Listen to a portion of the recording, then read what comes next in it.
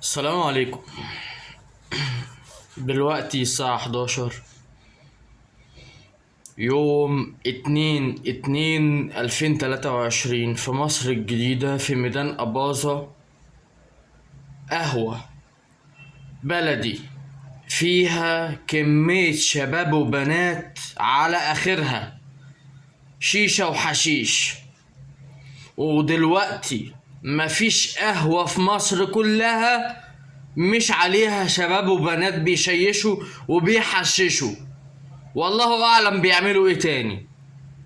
ونفس الشباب والبنات دي برضو بيقولوا البلد فيها بطالة. ازاي؟ طالما البلد فيها بطالة يعني ازاي؟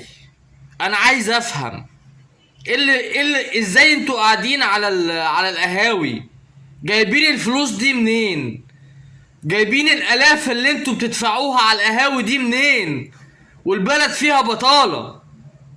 البلد ما فيهاش بطالة.